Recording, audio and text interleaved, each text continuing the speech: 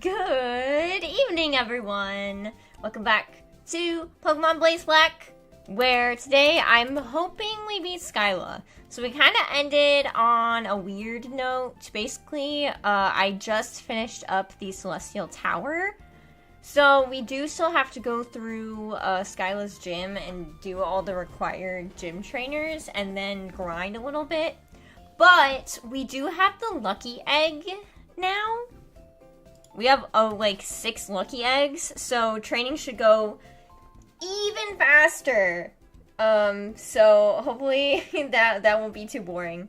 Also, I do have a topic ready. Hi, Gil. Hi, Sergeant Mantequilla? Kila? However you pronounce it, welcome. Gambate against Skyla. What does that mean? I have to look up what her level cap is. It's like 50 something. Blaze Black gym leader levels. Her level is 56. Okay, so superior is still good. Cool. So we're just gonna go right in and do that. So this week is gonna be a week. I'm going to try and start the monologue tomorrow. I still have to like finalize just like a few more things.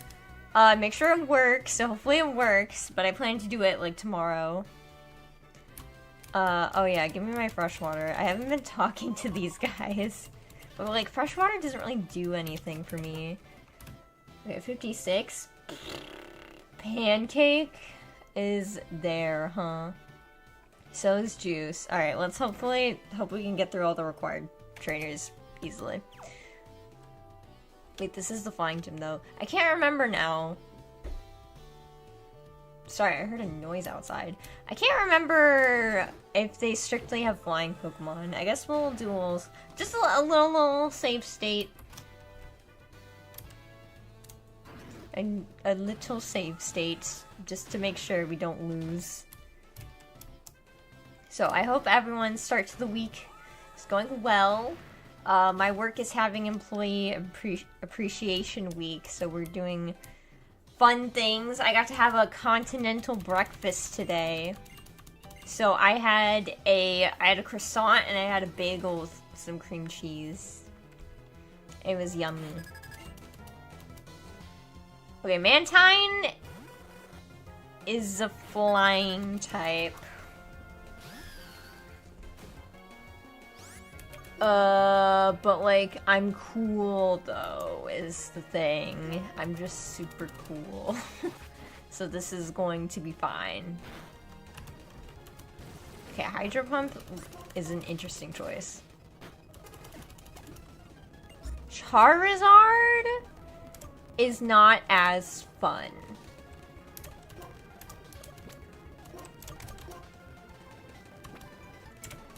Okay. Maybe we need to get everyone up to level 50. Oops! I'm a dumbass! I was pressing A! Okay, well. Whoa, whoa, hey. Uh-oh. I think I got a little stucky. No, I'm not. Okay. Let's go and actually do some more training before I do that, because holy shit, we need Pancake. Do I have Thunderstones? Oh, wait. You need to be up front. Item. No, summary. You have Lucky Egg. You have Lucky Egg. Okay. Cool. Quickly, let's give everyone Lucky Eggs. Giboo. Giboo. Actually, you two are fine. We'll rock with this for now. Okay. So, new plan. What's up? How's everyone doing? I'm, doing good. You don't have any moves. Wah! Wow, that did nothing. Okay, so, who likes FNAF? Who likes Five Nights at Freddy's? I'm... like, neutral.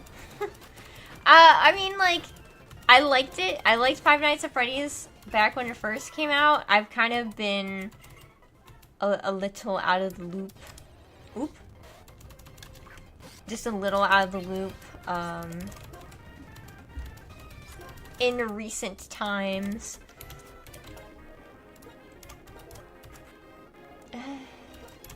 Actually, we'll have to use up front just for one more time. But I did recently watch the new fuck you, when I turned back to not, go through a bunch of grass. I'm gonna run into that guy. Actually, no, I am gonna run into this guy. You don't fight me? Okay, cool. But anyways, I watched someone play Secret of the Mimic. Whenever it's a horror game, I always watch other people play it because I'm a scaredy cat.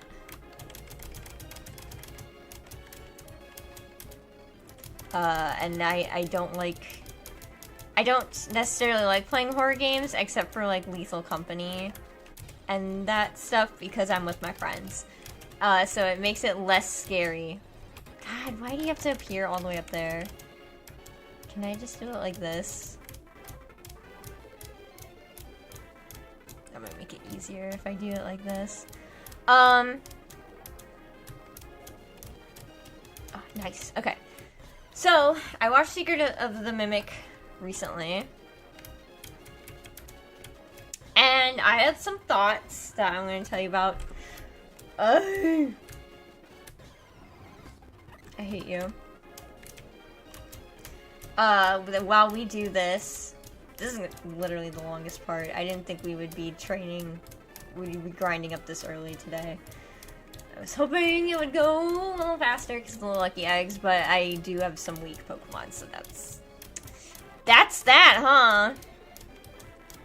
I was like, oh, well, you know, we'll get through the gym trainers in Skyla's gym. And then we'll do some grinding, and the grinding won't take that long. So I'll be able to fight Skyla. And then Audino said, fucking no. Anyways, Secret of the Mimic. So I definitely consider myself to be a old FNAF head. So I personally prefer pre-Steel Wool universe. And I know it's technically, like, the same universe. But I don't consider it to be. I think the FNAF lore ended at Pizzeria Simulator. And I'm happy with that. It was a good ending. It didn't need to drag on. So, I mean, also, Steel Wool did not have a great start, to be fair, considering how freaking awful Security Breach was. Like, I'm not gonna mince words here. The only reason why Security Breach was enjoyable was because of the bugs. The numerous bugs in that game. And if you got rid of all those bugs, I think Security Breach would be mid at best in terms of, like, narrative and stuff. I'm gonna go crazy.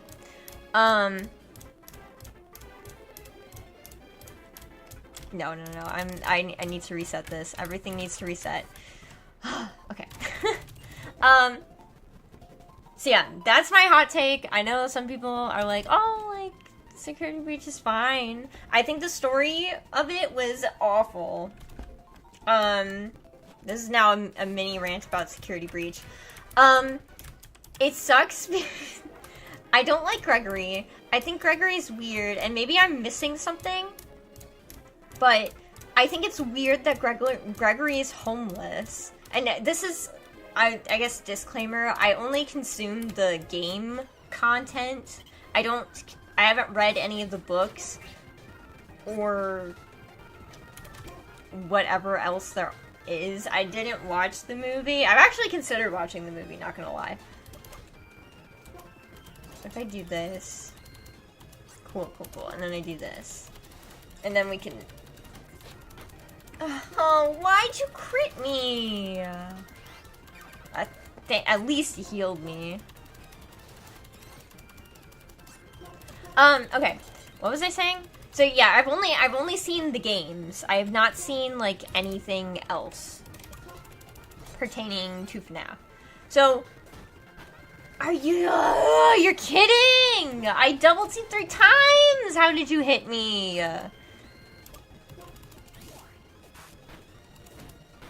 Oh.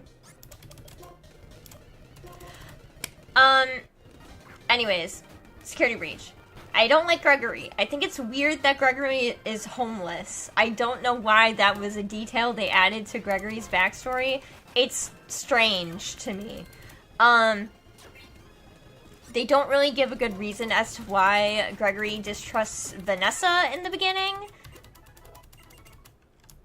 He's just kind of like, I don't know, I just don't trust her. And it's like, if I were a kid that stayed behind at a Pizzaplex, the only reason I would not trust a security guard is if I wanted to stay there after hours and knew it was a bad thing to get caught.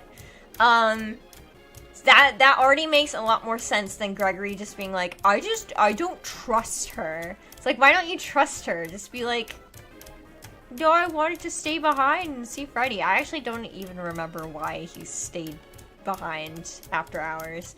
Whatever. I think Gregory's a bad protagonist. Obviously, it's super buggy.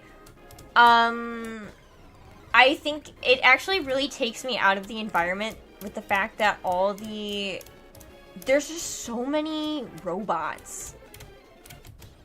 You're kidding me. Oh my god. Yeah, I think the fact that there are so many robots in the Pizzaplex just really takes it, like, I don't know, I can't get immersed into the world because I think it's really dumb. Why do you have billions of security robots? That doesn't make sense to me. And it's just, I know FNAF is not a realistic game, necessarily, but that's like too unrealistic for me. Oh my god, Gligar, you... I cannot believe you. Sorry, I'm very animated today. So that just really takes me out of the environment, like, because I'm just like, that doesn't happen. That's not real. That's really dumb and stupid. I don't know, like, it doesn't do much for me. Like, I don't think it really expands the lore much as you go through. It's like, these animatronics are weird, as opposed to these animatronics are possessed. Yeah. By children. And I guess it's supposed to be like Vanny or Glitch Trap, I think, are controlling them, but Glitch Trap is dumb. When I saw Glitch Trap at the end, I was like, or is it Burn Trap? Whichever one it is. When I saw him at the end, I was like, oh, come on. I think a lot of people were like that, because they kind of hyped up Vanny as like a new villain. So it's like, wow. We're just right back to the beginning. And that's like, from what I saw, that was like the only real connection there was to the rest of the lore, was that ending.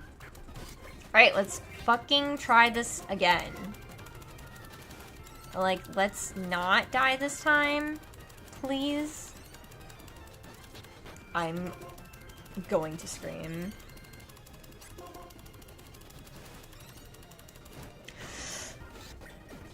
Oh my god, I cannot believe you. That's infuriating. You hit every single time, bro. This is a nightmare.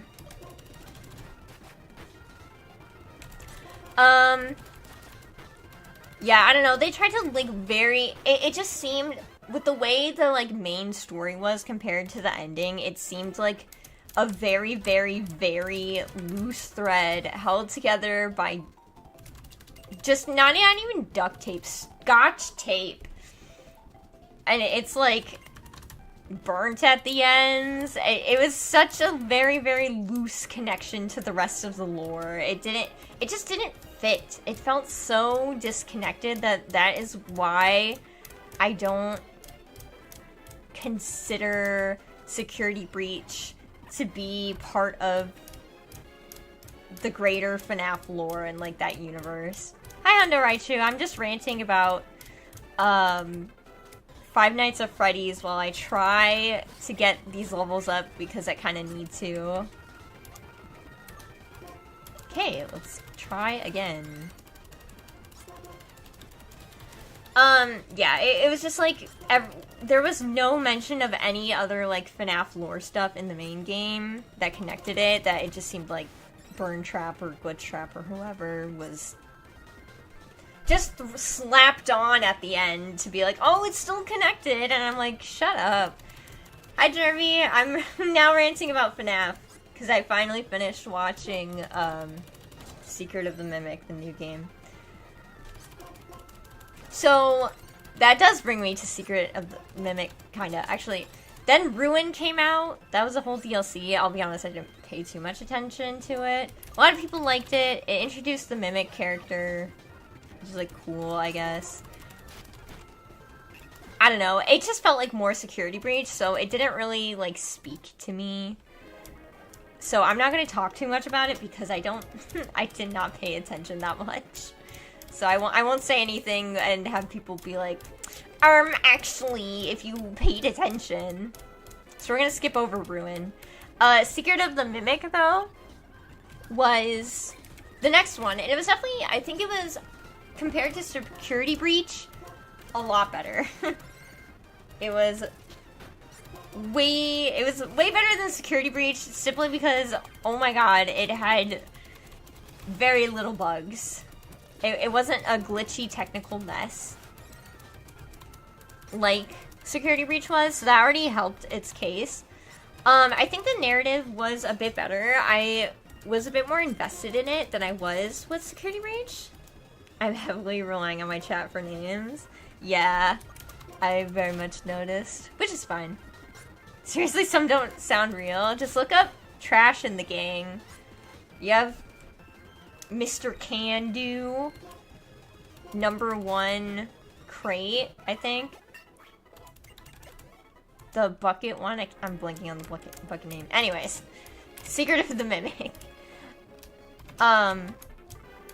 So I was already a little more invested in the narrative. I know it's supposed to be a prequel because it's showing, like, we're following Edwin's costume manner, or Murray's costume manner.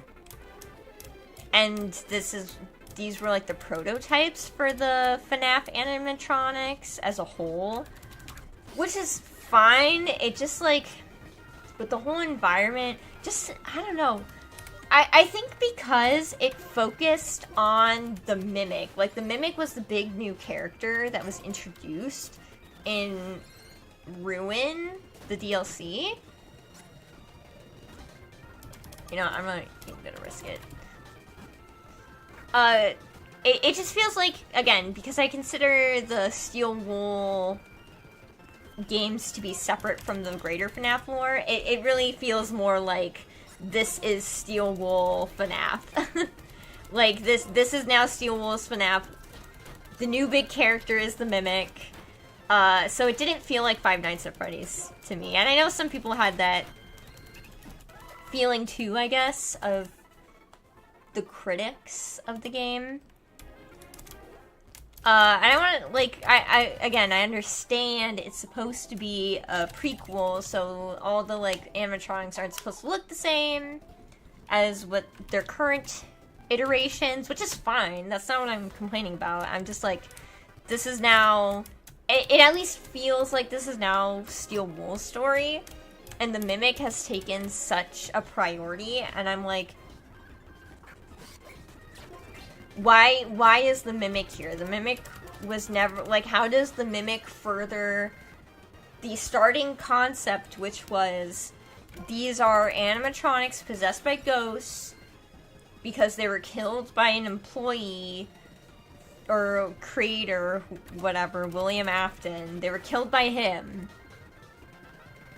That was the original premise. And I feel like FNAF, I don't know. No, the other games absolutely furthered the narrative. But I'm just like, how does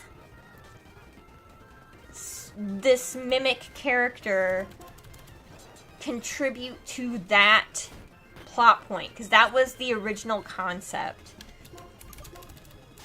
Something that kind of like blew my mind, not really blew my mind, but I kind of appreciated with Dungeon Meshi once I finished reading it, was like, Dungeon Meshi, it can like stray a little bit.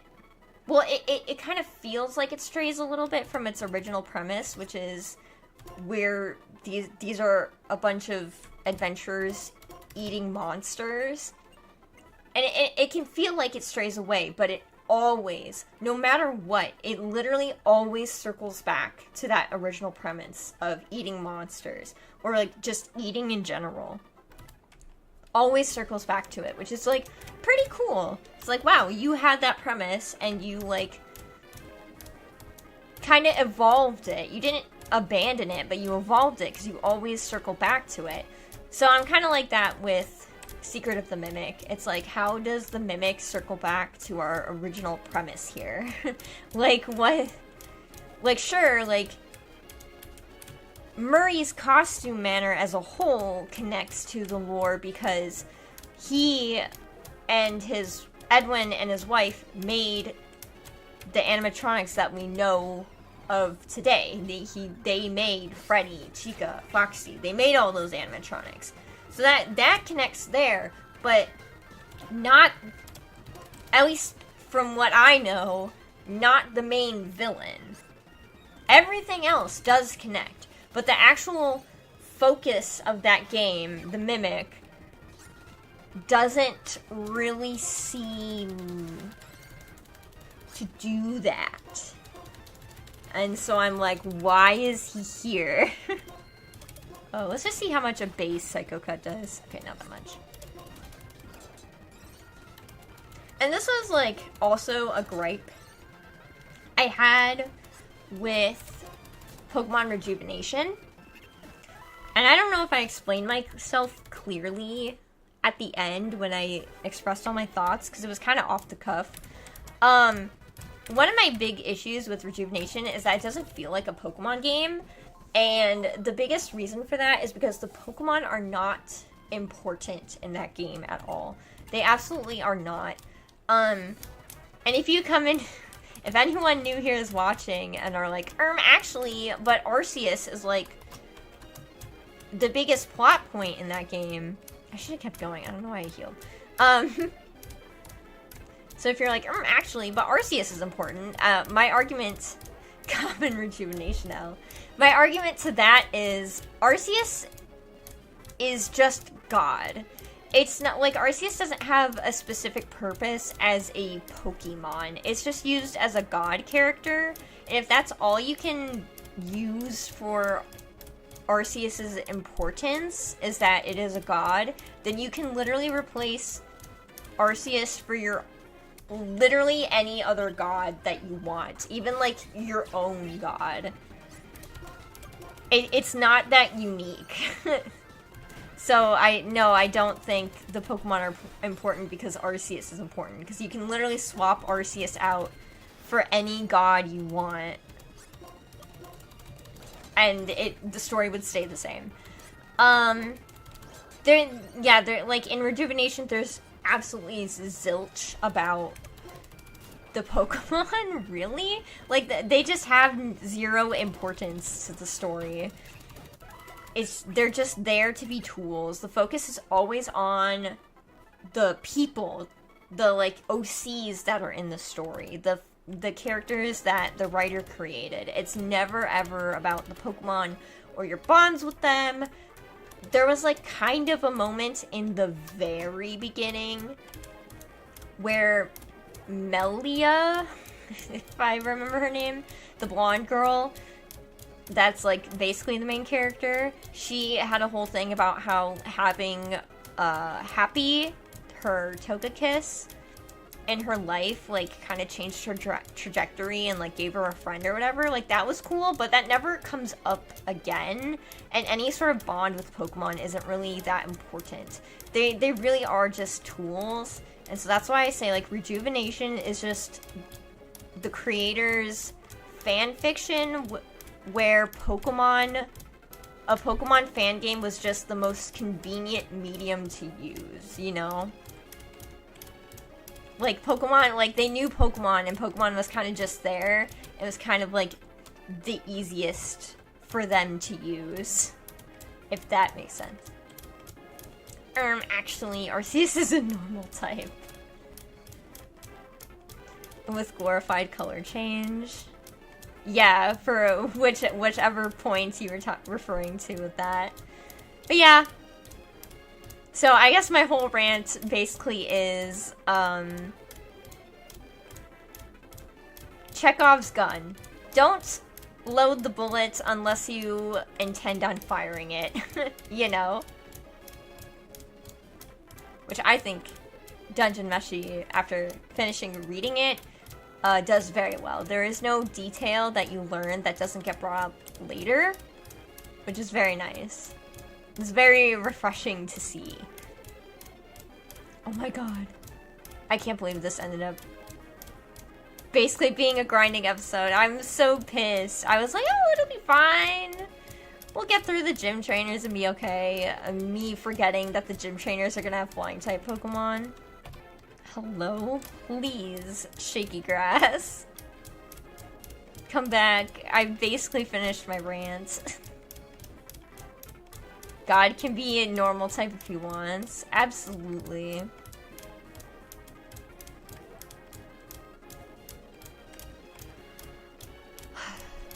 Oughta know, go burr.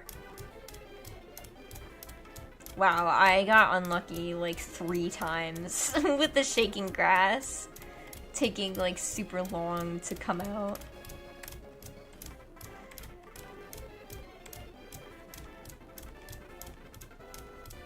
I don't know. If anyone has thoughts to share, if they know FNAF lore, I guess, or whatever I was talking about.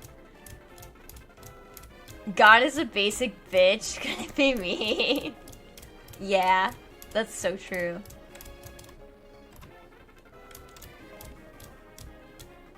That's why I always put Arceus in F tier in my type ranking streams. Because God is a fake whatever type it is that I'm ranking. The only time Arceus is gonna get like a proper ranking is when I finally do normal type. Because I do still plan to go through all the types at some point. I do have to go back in my... I have to go back to my last stream I did, though, because we set some really good parameters and guidelines for how the rankings work, so I need to remember all of them. I'm waiting on a Pokemon ROM hack that allows multi-regional travel. It looks like none of them are finished, or I just don't know them. Oh, you mean just, like, in general? Not, like... this one specific ROM hack I'm just waiting to finish, just like in general, you mean?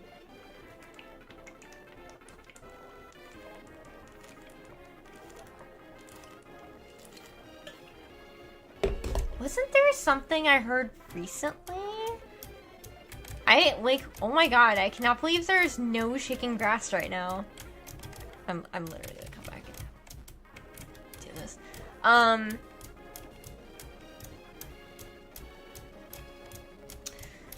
I thought there was a ROM hack I heard recently. PokeClicker. Yeah, but that's not like... That's like an idling game. It's, like, pretty different. Where is the shaking grass? Hello?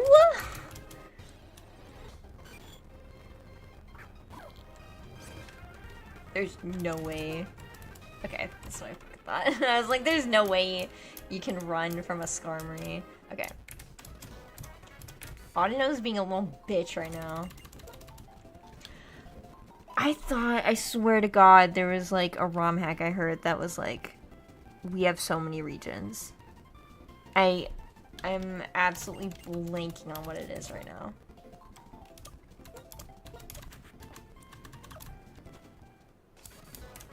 I swear. What was it?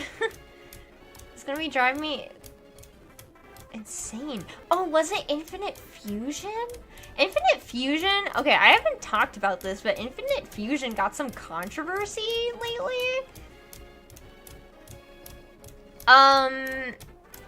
I just watched a video kinda summarizing what happened. So this is my knowledge.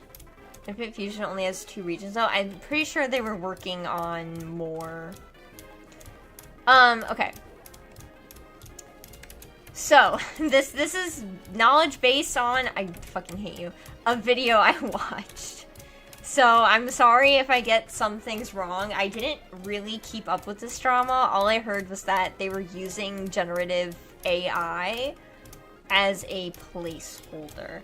So, from what I understand, though, the big controversy was that, I mean, obviously some people have issue with generative AI, and I absolutely do too, and I don't know, I mean, obviously I'm not behind the scenes, but I will say my take is that if it is a placeholder and you absolutely plan to replace it with actual, like, not Gen AI text, then that's, as long as you plan to replace it, I'm not too upset by it. I don't like generative AI. I'm trying to be careful with my wording. There's too many people... Okay, no, that's not how I want to go about it. When AI is used to just, like, cut down on menial tasks, and it's still you're still doing the work, like, I don't know, if you're drawing and generative AI just helps with, like, a finger positioning, I think that's very minimal to the point where it can be beneficial, because it's not taking over the whole work. It's just, like, one aspect of it that's, like, it was just a little menial task that helped you to, like, get something done a little quicker. But the whole artwork is still yours. When AI just generates the whole artwork and you don't actually do anything with it, it's not, like, that's more of an issue, you know? It's not, like... it's not, you didn't actually draw it, it was the AI that drew it at that point. Like, it's not just like, oh, it just, like, this finger was looking wonky and it just helped me correct it, and now I'm gonna keep drawing the rest of it. It was like, oh, I just typed in a prompt and it spat out this thing. So, when it's, like, a placeholder thing, I'm, like, not as upset by it. As long as it is being replaced. If you don't replace it, then it's like, dude, like, what the hell? Like, that's... I don't support that. So that was when I first heard of it. Where the bigger controversy comes through is some artists were not okay with this. And so they left... Okay, I'm getting a little muddled because it's been a sec. Hi, Ivy. Some artists left the project and they asked for their sprites to be removed, and they had a rule in the server that if a artist asked for their sprites to be removed, they would just do it.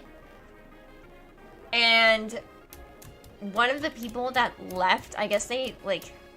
I mean, I bet a lot of the artists made a lot of sprites. They kind of, like, retroactively changed their own rule so that they could keep those sprites instead of just respecting the artist's wishes and just taking them out. So that was, like, the big controversy. I think people also were saying that the people who kind of run the Discord and also make Infinite Fusion, they're kind of like jerks from what they've said. So it was kind of like, wow, look at these people, they're being jerks. Which they were, absolutely. So in terms of all this to say, with this controversy, and it seems like the creators are not very great people. They don't seem to respect the artist's wishes. Gen AI is a little sus. If I'm correct and they are doing other regions of Infinite Fusion, I do not plan to go back to Infinite Fusion. I'm glad I got to play it before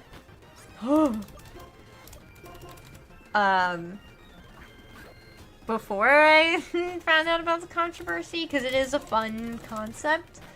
Not a perfect fan game. No, it's not a perfect fan game, but it is a fun one. But I will not be going back to it if they do add, like, Hoenn or any other regions or anything else. I don't currently know the status of the project, but it is not something I will ever go back to, basically, no matter how much new content. I would like to stay away from that now.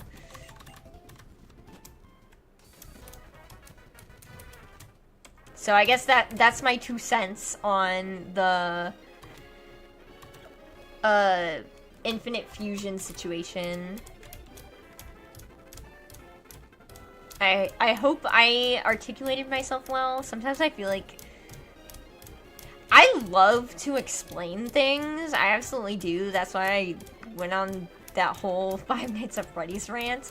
But even though I love to explain things, I feel like I don't explain things well sometimes. So I hope my ramblings made sense to you all, as to the situation with Infinite Fusion and why I will not be going back to it ever, even if there's new content.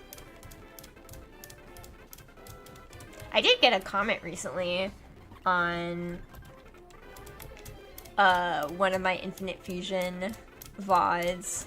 I titled it Going to Olivine because we were in Johto, and I just assumed that Olivine would be where we go next, but Olivine doesn't exist in Infinite Fusion, so they made a funny comment about how I titled it. It's like, yeah, I didn't change that title. We did not go to Olivine, but the title still says Going to Olivine. Alright, let's see if you powered up any. You clearly have not. I need to see if I have a Thunderstone for you. I think I do, actually. Because I need to see when to evolve you. Never really liked Infinite Fusions. It kind of created slop for YouTube and YouTube Shorts. I can understand that. It definitely was a, like... It was very easy to make shorts for it, because it's like, whoa! Look at this crazy fusion! I do think it's a fun, concept. Blaze... Black... Wild Pokemon. Okay. I need to find electric and electros. Okay, so let's see. Get wild charge at 59, thunderbolt at 44. You're more of an attacker though, aren't you? So like, let's see. Your attack, a little bit of a mixed attacker. We can have thunderbolt. Do you learn anything? Coil at 54. Oh. Okay, so we don't evolve electric until 59, basically. That is when we evolve it. Okay. So we'll not evolve electric here. Fusion. Hi, Brandon. Yeah. I back to what I was saying. I definitely understand the like, whoa, look at this crazy fusion in my YouTube short I made. I do think it is a fun concept because I think for as long as I remember, people have been fascinated with fusing Pokemon. I even have done some...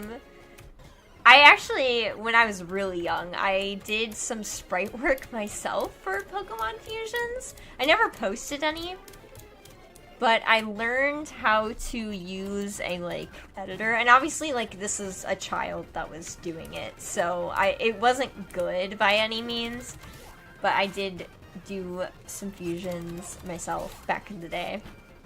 So I think it's cool to, like, fuse these Pokemon and actually be able to use them. But, I do think, well, it is a fun concept, and I did have a good time with the game. It's not perfect by any means. It's way too easy to just make a broken Pokemon fusion and steamroll through the game.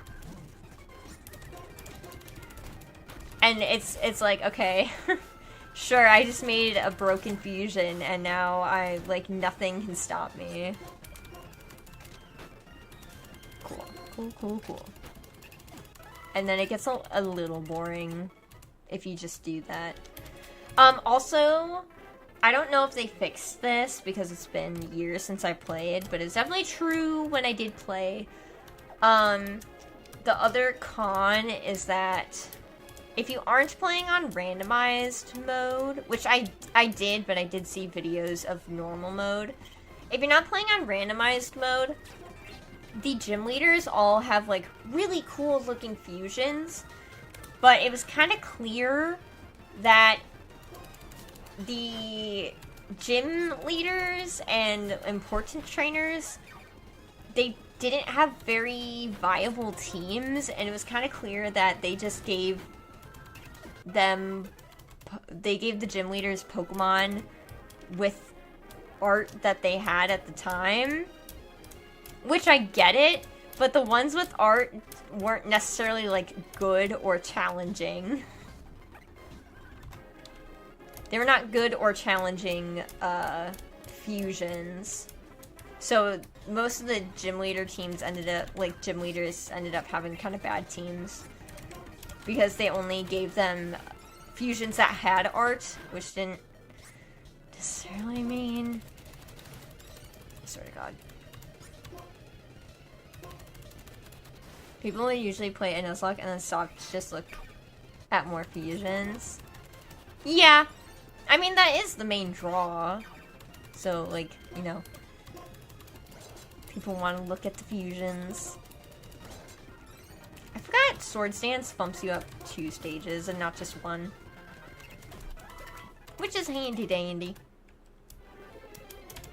I thought we would be getting, considering how low level we were, I thought we would be getting more. But I guess the, I don't know, are only, like, level 30s. Well, they're close to level 40. But it's still like, eh. Oh. Stop it. Stop! Don't do that! Asshole.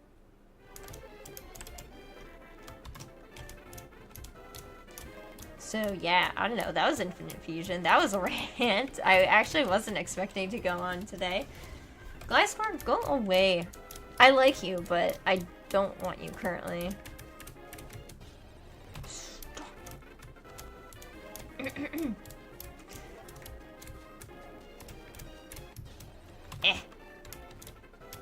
I don't know, it looks like you're getting good XP. It is, but oh my god.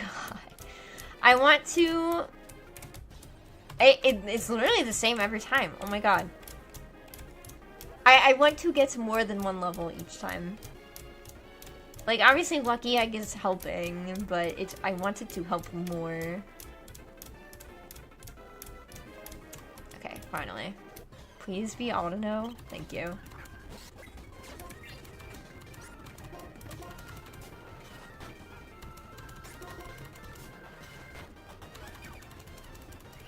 Nice. Thank you. Now I can fight even more Audino.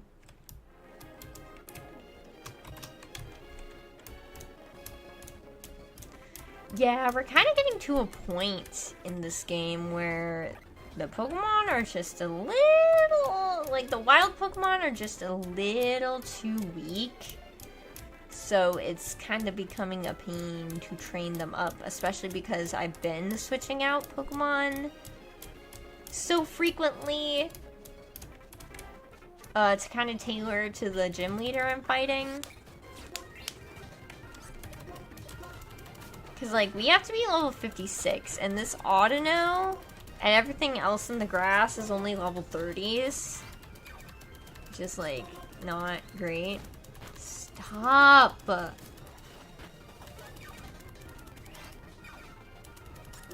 least you're healing me. Some other Audino are not as nice and want to not heal me.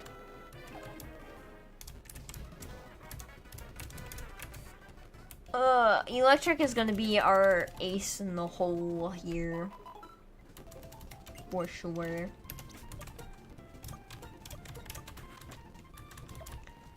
I would like them to at least be 50 so we can fight the gym trainers. I didn't think this would happen, so I'm sorry, chat. I thought we would have more Pokemon fun before this happened, and I will try my best to do it off screen if I remember. Or, like, finish it up. Oh! Sorry, I was just thinking about... I was like, wow, I'm hot. Speaking of being hot, there's a heat wave currently right now.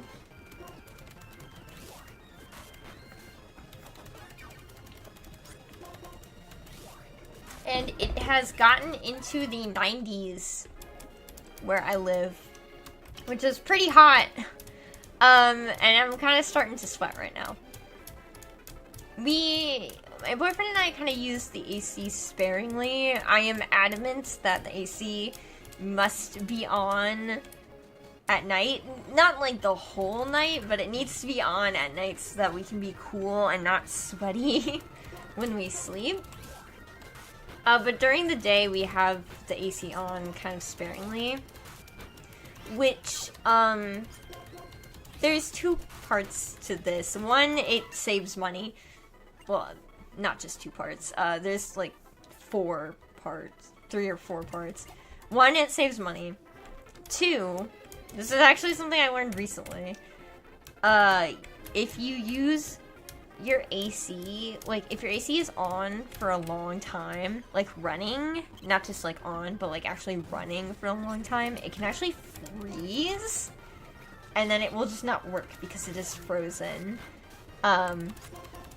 So that's another reason to try and use it sparingly, even during a heat wave, I guess. The next reason is that everyone else is going to be using their AC to keep cool. So we don't want to blow out the transformer from overworking it, you know? Because that has happened. It happened, like, 2 years back in the apartment we were living in. Yes. Shout out to anyone who remembers me streaming from the apartment I was in. Yeah, I at least remember one time where the transformer blew and like we heard it. We heard a loud bang and then the power went out and then we didn't have power. And one of the reasons is heat plus AC being overworked. No, please. Pancake. Pancake! Oh my god. That was dire. Cool, good job, Pancake. So yeah, that's not fun. There was a time when I was living there, I was working at a retail store, and I was alone by myself because my boyfriend had gone on a vacation with his friends that I was denied this vacation by my job. Anyways.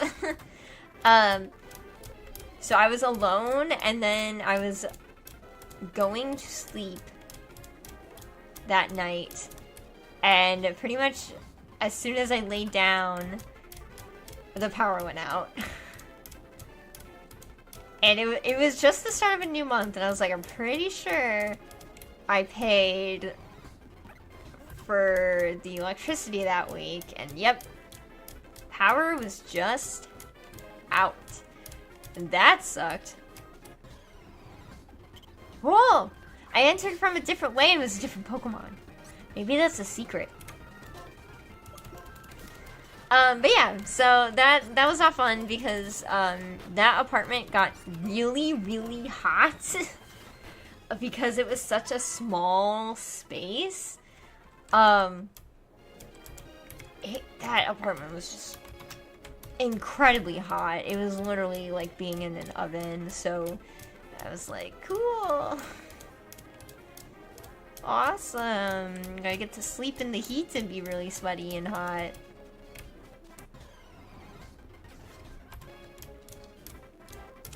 And then again, I was also alone, and the power was still out when I woke up. So, before I went to work, because I was bored, because we didn't have internet or anything, we had this Pokemon tear-off calendar. And so I took the ones that we had torn off, and I flipped them over, and I just traced over the Pokemon until I had to go to work. And that's what I did. I think the power came back on that day, though. So by the time I got home, which is also the day my boyfriend came home, the power was back on. Which was like, thank God. Outages are garb. We've had quite a few of them here. Most don't last long, but there have been one that lasted several days. Oh yeah, there was one time when I was younger. I'm gonna say I was like middle school aged. There was one summer where, or maybe I was a little younger. It was like either early middle school or younger. But there was one year where my parents' house had an outage that lasted at least 3 days, I want to say. That was interesting. I remember that when that happened, it happened because a storm blew through. And it was just out for days. I remember that, like, first day that it happened, and it was looking like nothing was gonna be fixed for a while. Our local pool opened up for free. Just anyone could go in for free to cool down. And so I remember my dad took my sister and I there, and because this was, like, right after a storm, they didn't clean out the debris in the pool. So we're just swimming in this pool, and there's just debris floating around next to us. But also we were kids, so we were like, yay, we get to go swimming! So it didn't bother us that much. You're a bitch ass. Okay. Bro. So that was a time. That was a fun time. I don't even remember what happened for the rest of the days. I just remember it was not out for one day. Why would they open it up if it wasn't clean? There was a lot of people there. Despite it not being clean, there was a lot of people there. But it was because it was in the middle of summer and everyone was gonna be hot. So they were like, here, you can cool down for free. I think I would have been more pissed off. I mean, obviously not as a child, but me retroactively thinking about this, I would have been more pissed off if we had to pay to go in that pool and it had debris in it. You know? Like, at least it was free.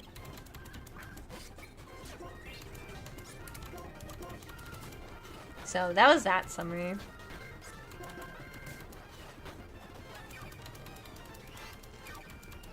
Yay!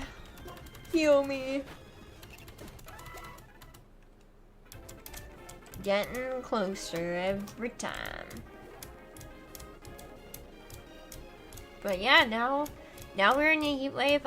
We actually did lose power in this house today. There was like a small storm that blew through. It was very quick. It didn't last long, but I think it did blow out our power here.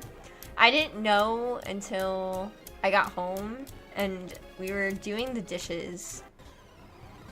And I noticed that our dishwasher wasn't set to our like preset setting. And I was like, why is it saying like 2.5 hours to like do the washing? And it's because it was such a power wash, and it was like, what the hell? And then my boyfriend was like, oh, I think the power went out, and that's why it like reset to that, because his computer was turned off. So it was like, you should check your computer and see if it was turned off. And I did, and my computer was off.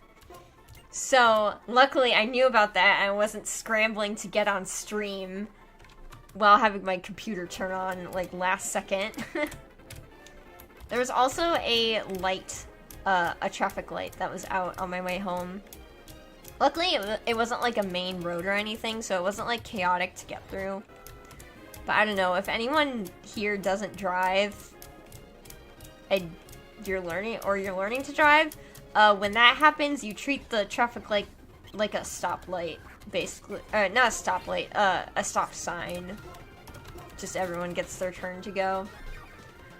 That long outage made me appreciate my DS Lite a lot more, though. I was surprised how long the battery lasts on full charge and lowest brightness setting. Lowest brightness setting helps a lot. I do that with my phone, and some people are like, how can you see anything? It's so dark. And I'm just like, get good, I guess. Depending on what you're doing, it's close to 8 hours. Unfortunately, that's not enough for 3 days. Yeah, that's not. It is not enough for 3 days. I still have my DS Lite, and I opened it up recently. I forgot what I was doing on it. I was playing a game, and it lost charge pretty quickly, but it is old now, so I think it's just gonna like lose charge faster now, you know? Oh hey, is nighttime. Speaking of DSs though, I know I floated the idea of me playing Pokemon Rumble Blast on the channel, but I kind of decided against it. I didn't really want to stream it. I kind of just wanted to go at my own pace with it, and I'm already like doing a lot too. Especially now because I'm going to be starting up the monologue, so I decided I'm going to play Rumble Blast in my own time, and I did start it this weekend, or this last weekend, yeah. Fuck. God damn it.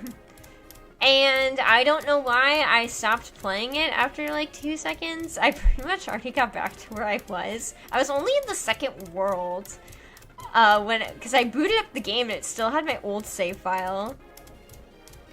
Okay, bye. It still had my old save file, and I was only in the second world. And I already got back to that point, and it's like, wow, I did not get far. But I don't know why I stopped, because it literally is just Pokemon Rumble, but now it's on the 3DS. And it has a story. The first one I remember did not really have a story. I had to force myself to try and read a book, but it was so boring I couldn't get into it.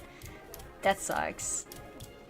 I don't know if I've mentioned this before. I like reading. Okay, let's try it this way.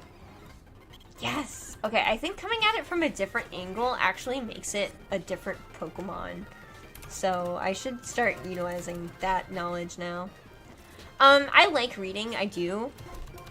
But it's not like my favorite thing to do. I usually have things I prefer to do over reading, so I just end up barely reading at all because I would rather do other things than read. I read the most when I was in middle school, for sure. I read... Have I said this before? I read Warrior Cats. The Warrior series about the cats that are in clans. Has anyone read that?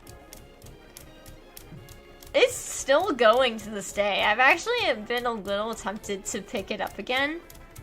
I read the first, like, 4 series of it. Because it starts off with Warriors, and there's, like, 6 books in every, like, iteration of it. And then there's the new Prophecy, I think it's called, then Power of 3, then Omen of the Stars. I dropped off at Dawn of the Clans, which is, like, the prequel series. I read the first book when it came out, and then I just never picked up Warriors again. Actually, don't even remember if I finished the first book, but I literally read every single one up to that point. I was obsessed. I love that series. I remember all the fan games that came out of that. That was like my favorite series. I read in high school, there was actually a book series I was really into. It was called Escape from Furnace. Another like YA kind of thing. It had 5 books in it. I liked it a lot. It's about a kid. I think this is set in England. I think they're all British. But it's about a kid who gets framed for a crime, and he basically goes to super juvie. It's this prison called Furnace, where it's supposed to be like really bad there, and it's about his journey in like his experience in this prison and like his eventual escape and stuff. And I thought it was a good series. I liked it a lot. I emailed the author to be like, hey, I like your book series. And he emailed me back and was like, I'm glad you like it. And he actually explained to me why he named a character. There's a character in the book. I think his name is Z. He explained to me he named him Z because it didn't make sense in British English. Well, like he liked the sound of Z better than Zed. I think it's British. Or is it Canadian? I don't know. Whatever. So that was a cool little highlight of my younger years. I had an author email me back. I got to learn a little tidbit. Oops. I like reading in general, but I'll read if the book is interesting enough. You can say that about, like, literally anything.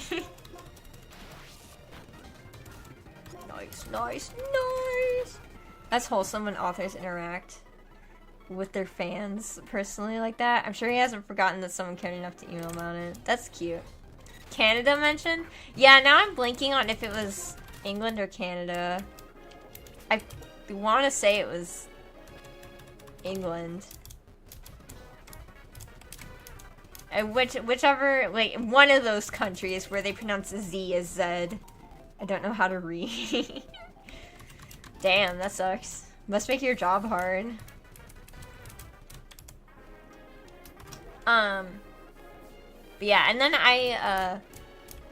he wrote another book called The Fury, and I started reading it. I don't know why I stopped reading it. It was an interesting premise where, like, a select few people all of a sudden, like, everyone around them just starts, like, attacking them and trying to kill them.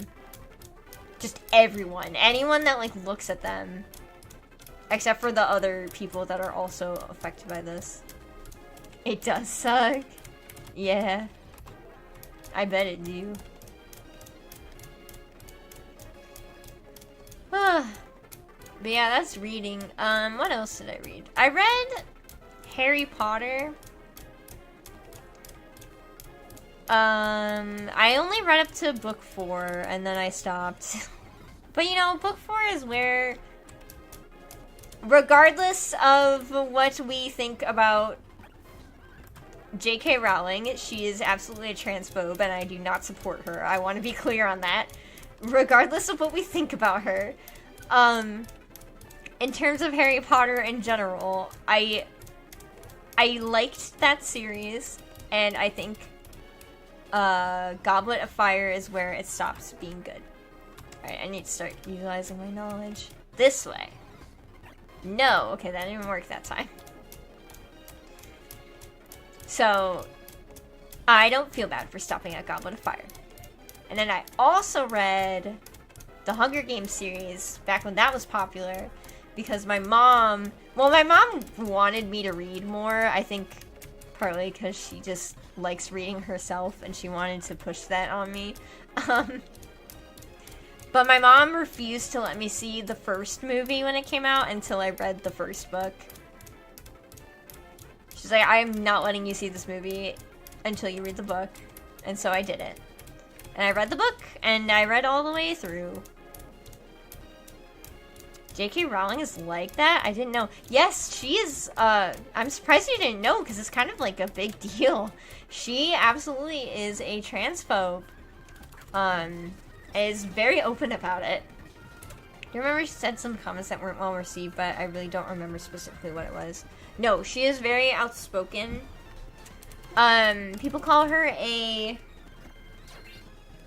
What is the word? Trans exclusionary turf. Thank you. I just think to myself. Trans exclusionary radical feminist is at least the term I remember from my Tumblr days. I don't know if we still use that term now. Basically what it means is that she is a feminist who advocates for women's rights, but she believes that trans women are not women. Thank you, Ivy. So that's kind of what that whole thing... That's kind of it in a nutshell. She does not believe trans women are women, and therefore they should not be included in women's only spaces. I think they're... Okay, well, let me tread carefully here. I absolutely believe trans women are women.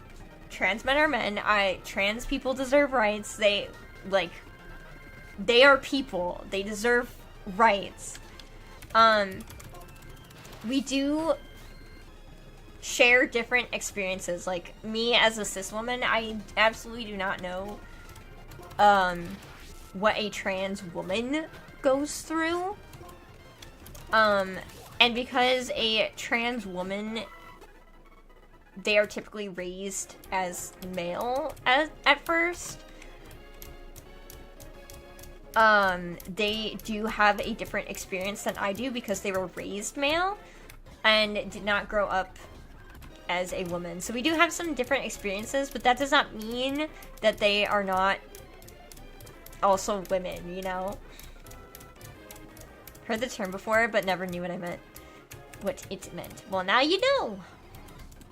Is people that are feminists, but they do not believe trans women are women. It is very unfortunate.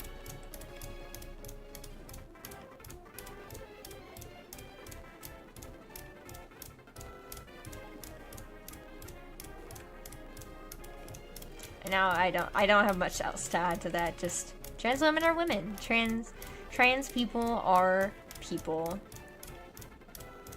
Literally not hurting anyone. Please. Okay. So please tell me I did not just load a save where I am back to the other, like, a lower level. Oh! Why would you do that? I'm getting really hot in this room. I actually have a desk fan that I haven't set up yet. My lovely coworker at work, she she just gives me stuff. It's mostly like office supplies. She's like, here, I have like these post-it notes I bought. Or, like, she gives me tape rolls. She's like, here, I bought these, like, have them. She gave me a desk fan. I was like, thanks. I don't really need it at work because, I mean, they have AC there. And I'm usually pretty comfortable. But I was like, oh, you know what? Like, in these hot days, like today, I can use it here. And I haven't hooked it up, so. I tried Pokemon Odyssey a little bit, but I don't know if I like it. Tell me about it. I'm actually curious, because I've seen it kind of going around. Like, what do you do in it? Is it like a fan-made region? Is it different? Does it have, like, new Pokemon or anything? Because I know people have been excited for it. I think Gil's retweeted it. I don't know if Gil's still here. But I think he posted stuff about it on Twitter or something. And isn't it, like, not, like, it's not fully out yet? Okay, well, it did work, but that wasn't the Pokemon that I wanted. I only tried it because it looks like something my friend would like, so I recommended it to him, but I ended up trying it too. Okay. So what makes you, like, not like it?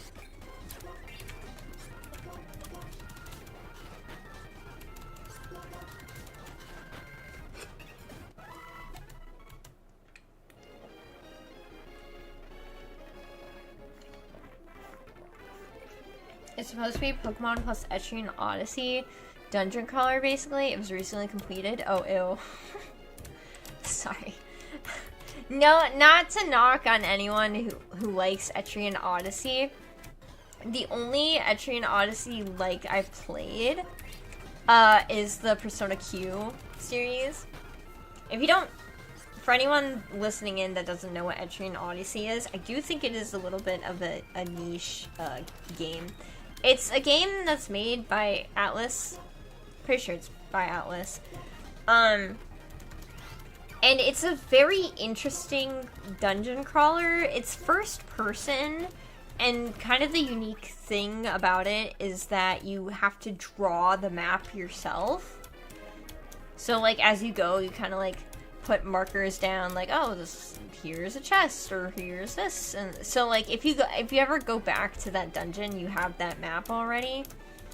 It's not like it's one and done. Like, there are reasons to go back. And Persona Q is Etrian Odyssey, but with Persona characters. I played Persona Q2, and it's interesting. And then I got to the first boss and got absolutely bodied. And I was like, why am I getting steamrolled by this boss? And I looked it up, and everyone was like, yeah, you have to, like, grind a lot for the first boss. And I was like, no thank you. I'm not going to be doing grinding in this game, because I'm used to mainline Persona games. And honestly, Persona Strikers does this well too. In the mainline Persona games, especially in Persona 5, you grind, but it doesn't feel like grinding at all. It actually feels like you're making progress, which is good. So, I'll stick to that, because, like, now I'm consciously having to look for minor enemies to fight, and it feels like I'm not making progress. Like, literally what I'm doing currently on the screen. Like, I do not like this. In black and white here, it's actually, like, I mind it less because we have, the lucky egg and we have Audino, which give a shit ton of XP. So it's a little less annoying here. But, like, in most other games, you do not get this, especially in older Pokemon games as well. And it's not fun. I do not like it. So the fact that I was like, you have to grind a lot to beat this first boss, I was like, no, I'm done. And I literally never picked it up again. I tried to get into Etrian. It didn't do anything for me. I'm picking about RPGs. Currently, my friend keeps recommending 100 Line, though. Never heard about that. So yeah, I didn't like that drawing stuff, especially because I disdain using the stylus. I don't mind using the stylus. It's just like, I don't know, it's a very unique way of doing a dungeon crawler, I guess, is how I would put it. The fact that you have to, like, actually draw out your map. And it is first person. Excuse me. 100 Line is a new game made. Oh, that one. Yeah, sorry, I refuse to play anything related to Danganronpa. Some people might get mad at me for this opinion, but this is my opinion. I played a little bit of the first Danganronpa, and I liked it. I think the first Danganronpa in a vacuum is pretty cool. I don't think it's the best thing ever, but it's pretty cool in a vacuum. Like, if that was the only game in the series, I'd be like, that's pretty inoffensive. You know, like, cool. What an interesting, neat game that was a little silly, you know? Just like a silly kind of game. It's definitely... Okay, well... the reason why I do not like Danganronpa as a whole is because it is very, very over-the-top anime. It is very over-the-top anime. And sometimes it can just... That's just really annoying. It's kind of like... Would I say the Danganronpa series has a lot of loud equals funny moments? Like, it's a dark series. It's about kids murdering each other. But the way it's done, it's just, like, so ridiculous. You know? Like, I don't know how to describe it. The way it's done is just too ridiculous for me that I just can't help but roll my eyes at everything. Like, one dose of it is enough. I tried, the Game Grumps played through it recently. I tried to watch their, the second game, and I just, like, I was done with it. I was like, once is enough. First game, fine. Second game, not to mention how they treat the women characters in those games. It's like, there's a nurse character in the second game. Oh, it is so egregious with her. It is absolutely egregious. And that, like, I always say, as a woman anime fan, sometimes you gotta roll your eyes at the sexism. Sometimes, like, or not the sexism. Well, I guess that as well. But sometimes you have to roll your eyes at the fan serviciness. But there are some times where it's just too egregious, and Danganronpa 2 was definitely one of those times where it was, like, super egregious. Don't even get me started on Fire Force. That was another egregious one, where I was like, nope, this is, like, ruined for me, because of this one character. What's wrong with Danganronpa? I've been playing the first one, I liked it so far. I'm sure what you mean, Law, but you probably played more than me. I only played up to the second case. Like, I finished the second case. I don't know, like, when I say over-the-top anime, it's like everyone's reactions are super exaggerated. They're very loud. I mean, the concept of kids being trapped in this, like, it's literally magic, but, these kids are, like, I guess I'm gonna get into spoiler territory, so if you want to keep playing through, then don't listen to me. But basically, like, these kids are trapped in a school, forced to kill each other. Like, that's already a ridiculous premise. The character archetypes are very over the top. Toko, like, her whole thing with being, like, her other half is, like, a murderer, and she's obsessed with Byakuya, that's his name. It's just over the top silly. I really didn't like her. Byakuya was an asshole. I didn't like his character. But, like, as the first game, it was, like, fine. It was, like, I got one dose of this, and it was okay. Then game 2 happened. Egregious fan service. The Monokuma is horny as fuck. It's worse knowing that Monokuma is Junko. Because it's like, oh, this is another person. Like, anime does this thing where, like, girls don't talk to each other like actual women, and they, like, the girls sexualize each other, and that's, that annoys me. It's why I stopped watching, the scientific railgun anime, because it was so bad. So I didn't like that. I feel like game 2 really, like, pumps it up with the nurse character, and they're just so annoying because they're all just, like, archetypes of personalities, and it's kind of like one note. They're not interesting, and they're silly and ridiculous. The whole ultimate thing, scientific railgun anime, yeah, it's like, okay, well, I'll explain it in a second. Let's keep to Danganronpa. Oh, I mean, I respect the opinion. I think the over-the-topness is an attempt to add some vigor to a game that has minimal voice acting and animation. I can respect that, but it can be a little grating on the ears, and it just makes me roll my eyes. It's like, oh, man. Because it's not even, like, the voice acting itself. It's just, like, the situations, the gruesome deaths that are ridiculous. The situations they're in.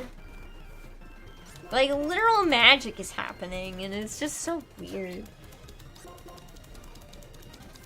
So I actually don't like when I find a game I like and then realize how fanservice it is, because then people will only view it as a horny game and nothing else. It's kind of disappointing.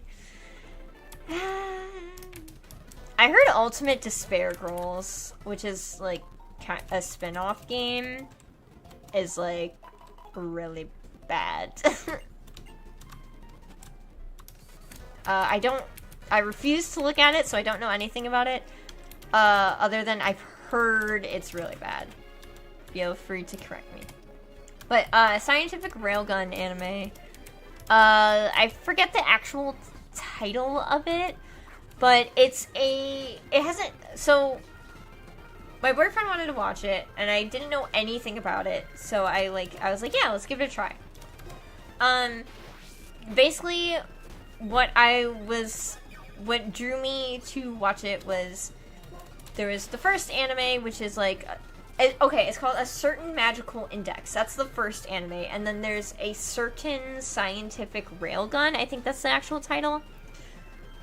And so, A Certain Magical Index takes place in the POV of this one character, and then A Certain Scientific Railgun is, like, that same show, but it's at the POV of a different character, and I thought that was cool. And I guess, I don't again, because I stopped watching it, I guess, like, there's a magic side to this world, and then there's a science side to that world, and the magical index kind of explains the magic side of the world, and scientific railgun explains the science part of that world, which I also think is cool. People said, so magical index came out first, and then it was scientific railgun. People said, I guess people recommended you watch railgun first, because there's a certain moment in the anime where there's like an emotional moment, and you kind of just feel that emotional moment more when you know more about like this certain character than you do when you see it in the magical index anime. So that's what, so we started with scientific railgun, and basically what you're introduced to immediately is girls harassing other girls, and it's so off-putting. I hate it because the girls, there's two girls that are harassed. The two girls that are harassed do not like it. Especially the main character, the railgun. She hates it. She literally punches this girl. And then episode 2 of that anime, literally the whole episode is just this girl-on-girl harassment. The whole episode, basically nothing gets done. And then I finally dropped it in, like, the 3rd or 4th episode, because even my boyfriend was put off by it. He was like, what the hell? And we looked it up, and everyone was like, episode 2 is the worst of it, like, it gets better, like, it doesn't get this bad again. So I was like, okay, fine, we'll give it I'll give it a second chance. It was the 3rd or 4th episode, I don't remember which one. We usually watch, like, 2 episodes at a time. 3rd or 4th episode, there's this scientist character that gets introduced, and it just pissed me off to no end, because we had that, like, harassment episode beforehand. But basically, the scientist character gets introduced, and she's in front of the male lead, and out of nowhere, she just takes off her shirt, and she's just in her bra in the middle of the street. She is in public, and she just randomly does it, and it's supposed to be like, haha, she's so aloof and, like, isn't aware of her surroundings, so she just does what she wants and not thinking about the social context of it all. And I'm like, oh my god, dude, that's not, like, that isn't a cool character quirk. It's just annoying. And, like, what's infuriating to me about that is, like, there are so many ways to show a person who's kind of, like, in their own world and doesn't really, like, think about social situations or maybe understand them. There's so many other ways to display that other than she takes off her shirt and shows off her bra. So many other ways. So you know that they clearly did it simply because of fan service. You know they only did it for fan service, and that's why that is one of those moments where I don't just roll my eyes and grin and bear it. That is one of those where I just put my foot down and it's like, no. That's too egregious for me. Okay. Let me catch up on chat. What I don't like about Danganronpa is if there's a character that dies early, you don't learn much about them when you want to, so it feels like you barely know them. Yeah, that is something that Danganronpa suffers from. Or people that die early you don't know a lot about or really care about. Or have time to care about. Sounds familiar. Oh my gosh, I kind of disdain Index and Railgun, but it's not that they're bad, it's because it reminds me of a certain person. Interesting. And not thinking about the legal consequences. Yeah, that too.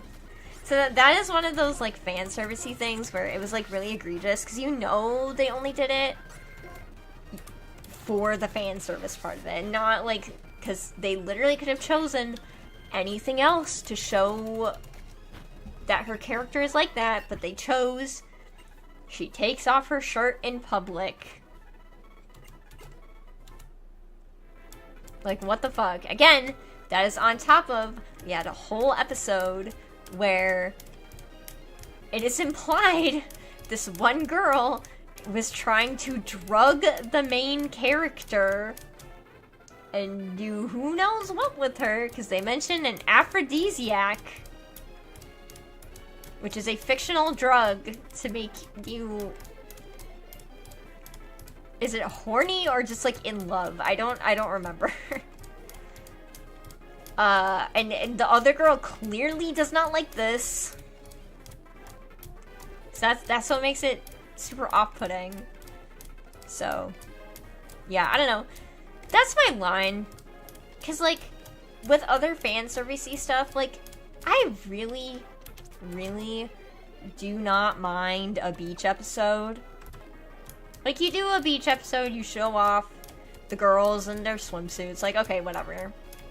I don't really care about that. The boob and butt shot, I can roll my eyes at that sometimes. But stuff like harassment and just randomly, for absolutely no reason, taking off your shirt in public. Yeah, no. That's like, that don't even make sense. Like, at least with the beach episode, like, okay, it makes a little sense. Like, ooh, cute girls in cute swimsuits. Although most of the time they're high schoolers, so it's not that cool. But, I can get that a little bit. More less than love mental state. I see. That's also why I dropped Fire Force. And I am not the only person with this complaint. If you're not aware, Fire Force has a character. Her name is Tamaki, I think. I watched the anime when it first aired, and I thought it was a cool, like, premise. It's a very cool premise, actually. They're in a world where people can, like, every power is related to fire, and there's, like, some people that can only control fire, and then there's a generation of people that can actually, like, create fire and use it. And it's a cool premise, but this character, Tamaki, she literally has a quote-unquote ability. It's called Lucky Lecher. At least that's the English name for it. And basically, the ability boils down to she randomly, this is the key part, randomly will get put into sexual, embarrassing situations. Like, her bra will come off or something, or her pants will fall down. Like, the whole point is that it's random. Like, the author, this is the same person that made Soul Eater, by the way.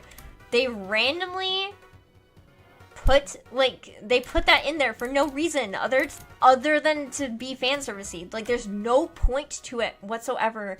And because the ability is random, it's completely random, and it comes out of nowhere.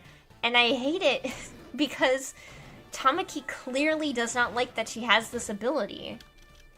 Very clearly does not like it. She gets, like, she's so embarrassed that she gets angry at the people who, like, see her in those situations because she's embarrassed and she's lashing out. She doesn't like this. And it's so annoying, and that's why I had to drop it. Well, a beach episode is an anime trope that they'll probably fill with some fan service. Also, bathhouse episode. I should point that out, too. Even though they could have a beach episode without that. Yeah. I don't know, Fire Force has been recommended to me a few times. I don't know what the fuss is. Interesting, it's actually women recommended it for me personally. Hey, they can like it if they want. The fan service thing is just a line for me because it's just random. It comes out of nowhere. It doesn't add anything to the show other than this is fan service now. Actually finished this latest season. Pretty good OP and good show. it's a very interesting premise. Like I will not lie, that is what drew me to it in the first place.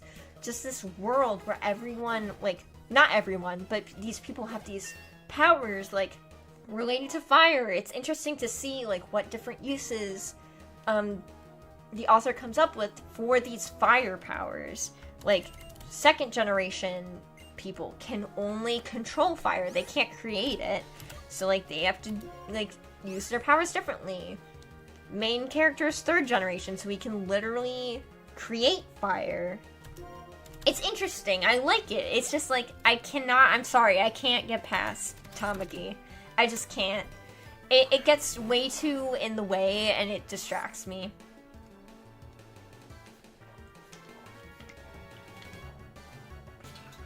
So, I dropped it. Well, I do think the premise was cool. Towards the end, I kind of, like, I don't know, I wasn't that interested in the plot. I heard Fire Force and Soul Eater are connected. Same person that made Soul Eater made Fire Force. I've been talking so much, my throat is actually getting hoarse. Especially in this season, I was like, how is this a fire-related power? Interesting. Fuck. My throat is, like, dry.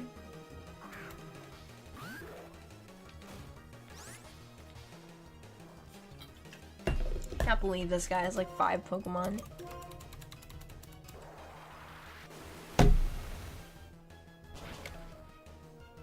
It's been so long since I fought this guy, I forgot he had Dragon Balls. Oh, thank God. Holy shit, dude. Oh, Fire Force is literally a prequel? What? Oh, that's what you meant? Wait, I have Achu, why? I forgot Achu is an ice type, guys. I literally forgot. I had a super fast, hard-hitting ice type. You guys can bonk me. I cannot believe I forgot Hachu. Yeah, I had to look it up. It's a prequel? That's crazy.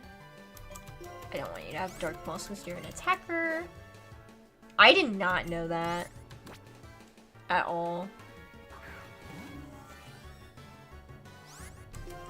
Yeah, apparently. Interesting. I know... So...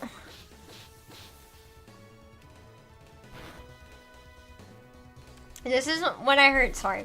This is what I heard secondhand, so...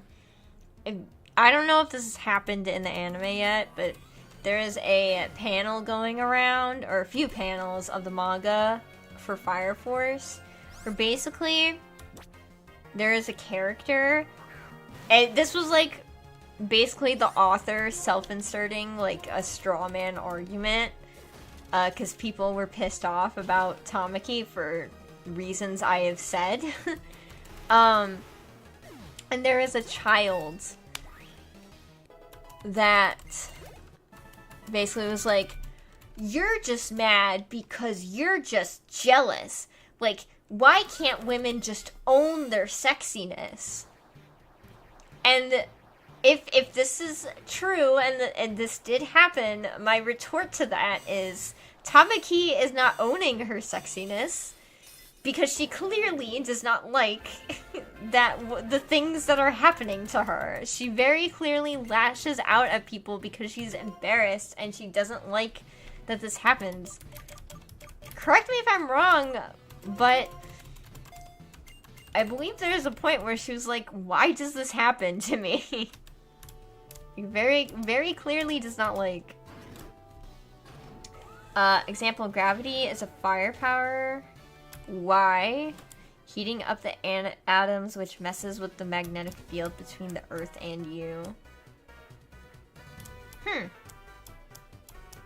Is that, like, true? Can that actually happen? Whew. All this, like, ranting is wearing me out.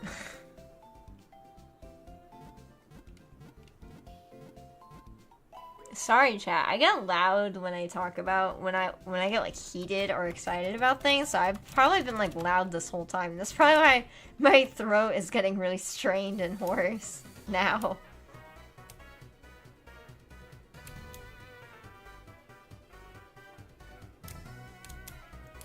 Whew.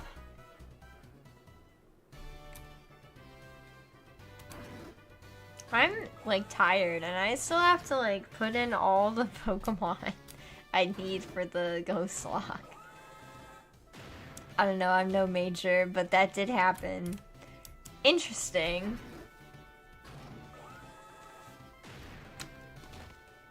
I like this gym puzzle more than the black and white 2 one.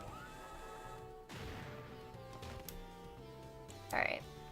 Okay, let's have Achu come up front. That would probably be best. Hi, sir.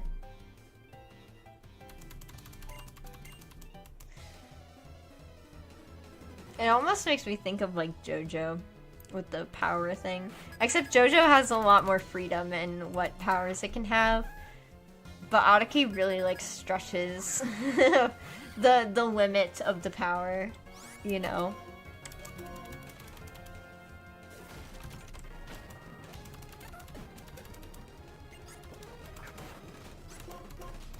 I ice punch everything to death.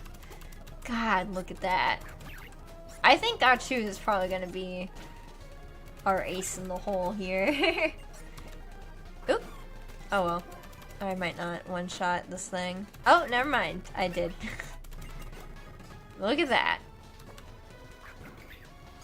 Yeah, we need to get back into JoJo too. I haven't watched much anime recently except Darwin in this game. Not heard that one. Achu sneezing on everyone. Ah, oh, fuck. I went the optional way. I'm so dumb. I was supposed to come at it from a different angle. I was autopiloting. Or how shivering is a fire power and you're using that to create earthquakes.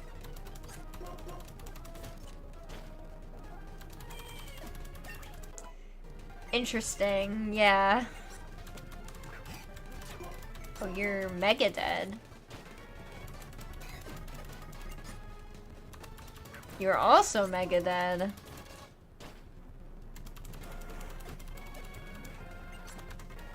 You're not mega dead. And you actually also might have aftermath.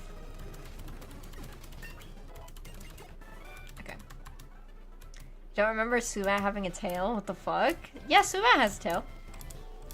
I knew that. So Achu is now almost up to level cap. So we won't have to worry about Achu later, which is nice. I'm glad I got to make progress. I should have had Achu take over in the beginning in the first place. Whoopsie daisy. I just forgot I had an awesome ass ice type that is fast and hits hard. Okay, let's not go the wrong way this time. Hello. You need to go this way. And now we go this way. And then you turn around, right? Whatever, I'll just fucking beat you. Mega dead.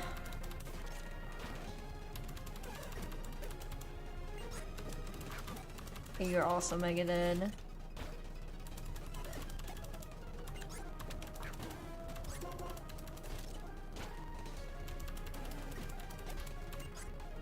Switch. Okay, we'll have Pancake come out for this one. It's unbelievable but fascinating at the same time how all of these are classified as still fire powers. I bet. Weird Mandela effect thing going on. Actually, Tailwind was good on their part.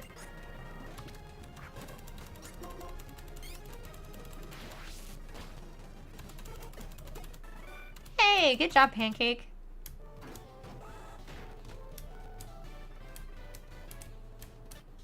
Oh, I now realize why you're talking about the Mandela effect. So it's dead. Ow! Did you endeavor me? Low kick? No, don't learn low kick. I guess that trial isn't. Oh, that tail isn't always visible in the 3D models. That's why. Ow!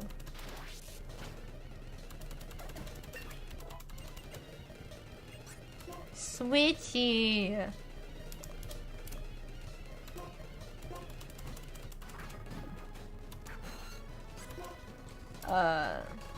Superpower. Ow! Why did that do so much? Low kick at 56. Wow. Yeah, I know, right? Okay, fuck it, Achu. We kind of need you to come in and just take this thing out. Please don't overlevel. Okay, Archeops.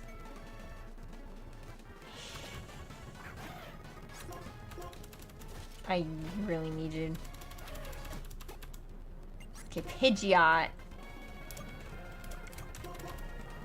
Rar, do something. Okay, that's something. Okay, it's just speeding up. That's fine. Okay, cool. Yay!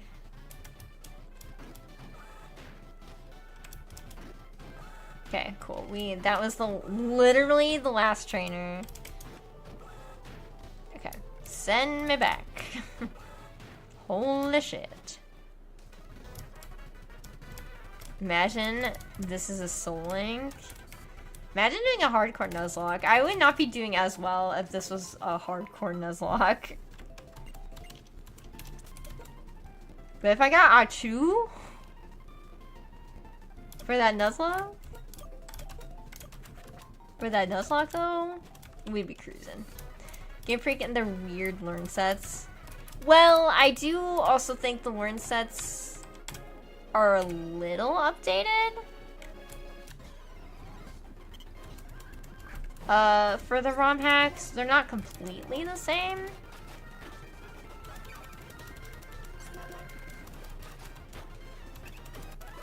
Shocked Weavile can even learn Ice Punch. Weavile, here's the fun thing.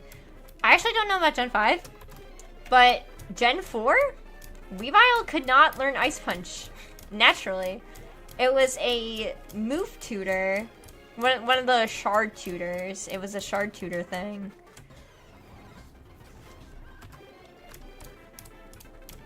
So, yeah, you could not learn it naturally.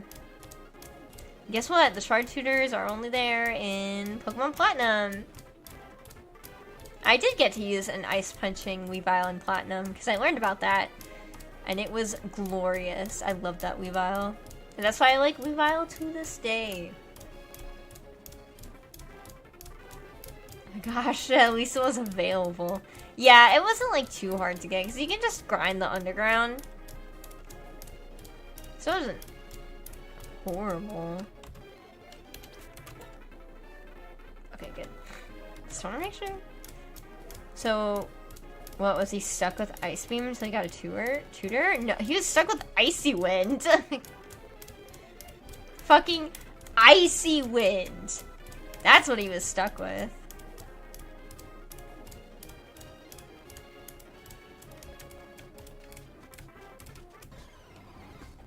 Yes. Desmara has been betrayed by Saren. Why is... What? No, no, no. I've used Duskmar too. I like Duskmar.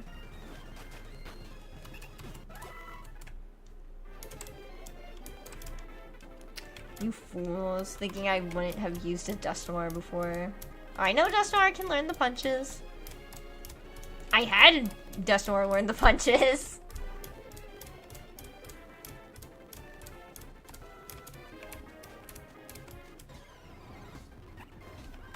Boo. I don't want Emolga. Weavile's now. No, Weavile's not my favorite. I like Weavile a lot. But I still like my beloved Dusknoir and Duskull. And that whole line. They're just so cute.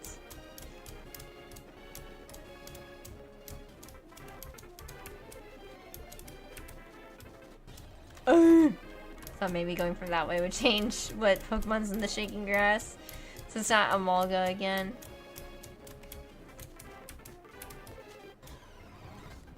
No, it's gotta be from a completely different side. Boo. If I was cool, no pun intended. I wish I was cool. I actually have sorbet in the freezer. I really should have some of that. To be nice to have on a hot day. It says best by November, so I got a lot of time.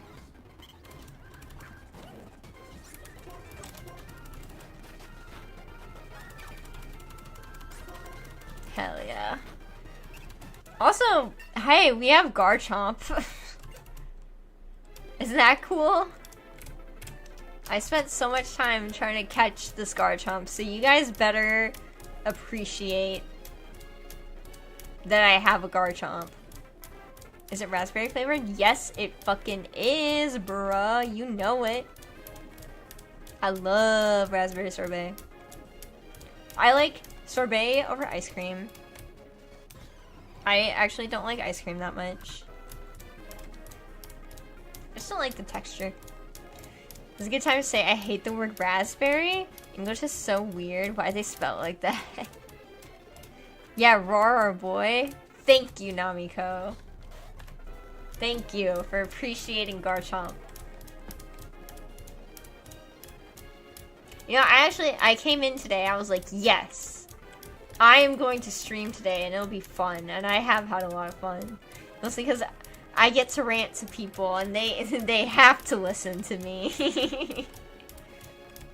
No matter what I'm talking about.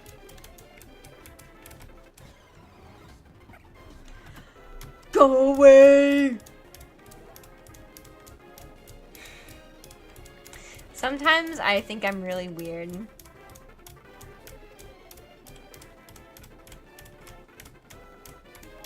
It's because I am really weird. Anyways. Yes! Good job. Ooh, okay, so employee appreciation.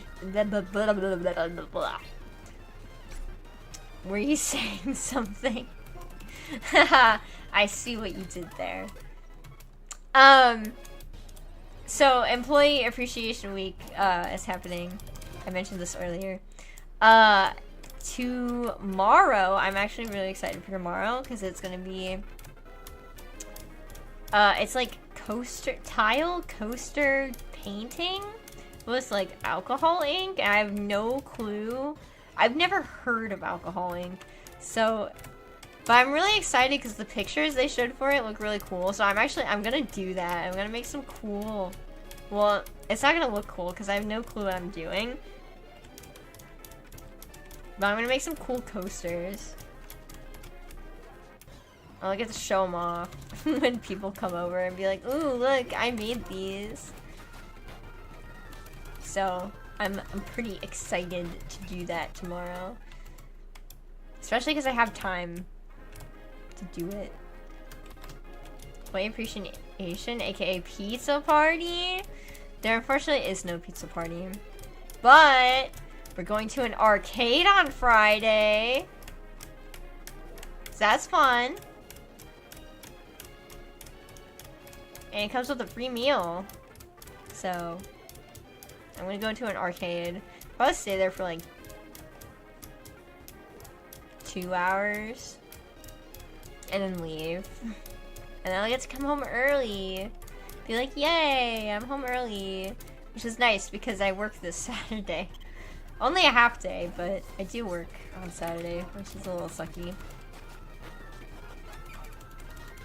Then I won't have to work Saturday for a long time. That's cool, I guess. Haven't been to an arcade in years. My favorite word, free. Exactly. Arcades are fun. I kind of wish I go more often. They are fun. For a little bit. I wouldn't say like an arcade is like an all day kind of affair. But you know, it's cool. I like doing DDR. I'm probably gonna see if they have a Miku machine there and play some Project Diva. Which, oh my gosh, okay.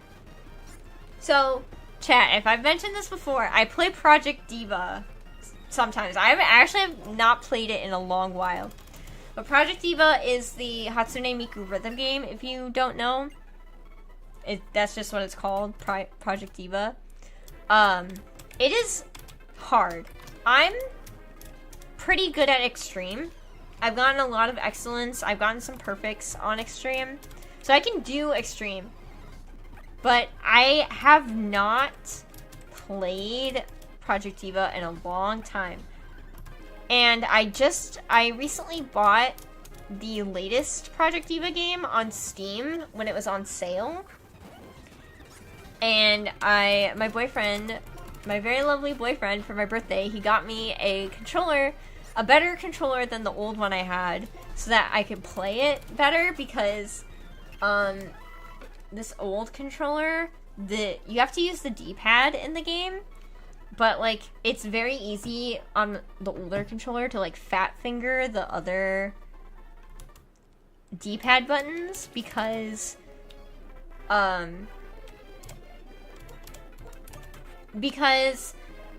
it's got, like, a circle around it, so it's easy, because it's supposed to help with multi-direction, but in Project Diva, I don't want multi-direction. I want straight... It has to be this one direction, because then it'll be wrong and it'll force me to, like, get the note wrong. So I just got a new controller for it, and I booted it up the day we got the controller, which was, like, this last Sunday. And I am so out of practice. It was awful. I got, like, 2 dropouts. One on a song that it's a really hard song, but I'm usually able to clear it. I think I usually get, like, a grade on it at least. For a hard song like that. It was, Catwalk Envy. I think that's what it's called. That's a hard one. But usually I'm able to, like, clear it. I did not clear it. I dropped out. And then I got a bunch of greats on songs where I usually would get an excellent on. And I'm like, wow, I am so out of practice. So I'm kind of like a little demotivated to play it. I'm like, oh, I'm so used to like doing good, but now I have to like retrain myself, and that's kind of demotivating. I don't think most of the games, I don't think most of them have games I play. Usually if I'm in an arcade, I'm with other people anyway, so it's more fun. Yeah. Can even become the word freedom, which is just as great. Yeah. So true. But yeah, so I have to retrain myself to get excellence and perfects again in Project Diva. Which is sad. I played Romeo and Cinderella, that song. And I only got a grade. And the ending was just like, how... Because I don't remember if I ever perfected that song. I tried really damn hard. It was one of those where I would get like 1 save. I'm like, how did I do this? There's like a whole string of double notes at the end. I'm like, I know I used to be able to hit these, but now my brain is like, what the fuck are these? So, gotta retrain, which is a little unfortunate. But it is 10 o'clock. I gotta, like, get ready for work tomorrow. I gotta make sure stream is set for tomorrow as well. So I gotta go.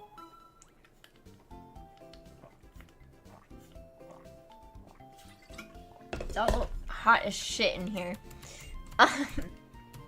Okay. So, thank you all for joining me today and listening to my rants. If you're new here and you're not subscribed, please consider subscribing. leave a like if you liked it, and leave a comment if you are on the VOD. I will see you hopefully tomorrow, because nothing will go wrong, for the ghost type monologue for 900 subscribers. It will not be a one-off. I will continue it until I complete it, and hopefully it's not too hard. It's gonna be randomized. I have a plan for how I'm gonna do encounters. I will have all the ghost type Pokemon ready to go, so I won't have to catch them. But it's probably gonna be like every gym I get to have, like, I get access to a few more. But yeah, randomized. I made items randomized too, because I figured, like, I would want more help with getting items that I can use. So that'll be fun, and then more Conquest on Thursday. Conquest has been going pretty good, so we will hopefully make a lot of progress there. But yeah, I will see you tomorrow. Thank you guys so much again for watching. Bye.